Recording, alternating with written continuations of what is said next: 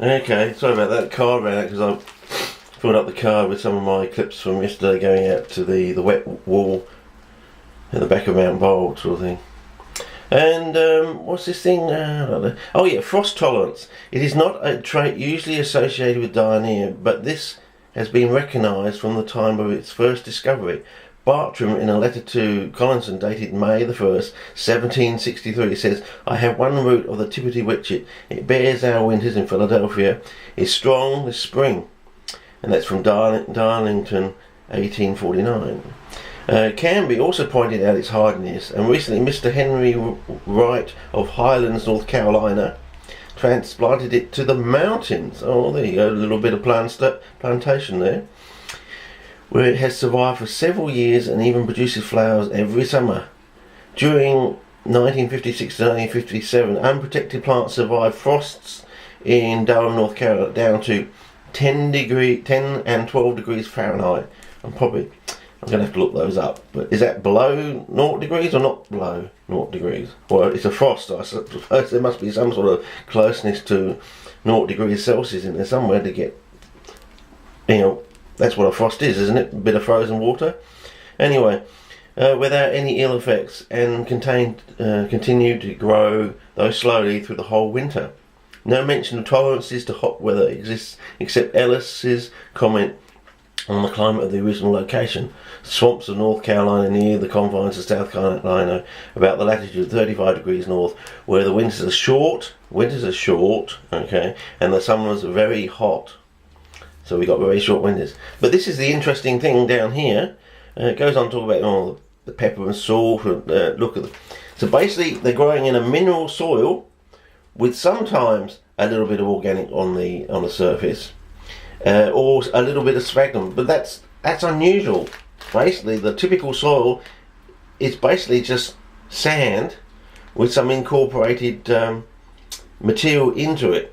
Now, we have to question whether the incorporated material is organic or inorganic, but I'm coming to the conclusion that the actual incorporated 5, 10 and 15% is actually inorganic, in nature sort of thing. And I think that's basically what we've been missing, I think, is the fact that the soil is a inorganic soil.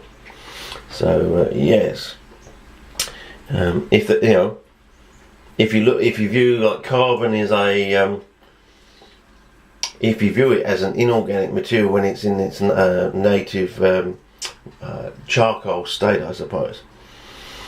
Okay, but then it talks about the ground being basically flat, and here it talks about basically what it's saying is if there's any dormancy, it's going to occur in the summer because the winters are so short, and basically it doesn't stop growing, it just slows down its growth in winter and produces winter leaves. So it's actually producing leaves over the winter known as winter leaves.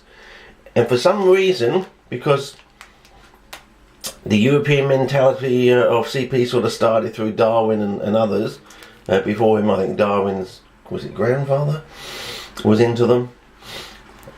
And we've got this notion that they actually go dormant in wintertime, but actually, according to this, they actually go dormant in the summer if they lack water, basically. So basically, it's really an ever-growing plant in the wild. It just slows down in their very short winters there, but still produces leaves, and these leaves are known as winter leaves. So there's a basic fundamental, and the other thing that associated with this is in the wild, they don't flower as much as they do in cultivation. Like in cultivation, cultivational plants will you almost get 100% flower initiation on plants in cultivation. That's not true in the wild. It's much less than 100%. So there's a major difference there, saying that things in the wild are not the same as in cultivation.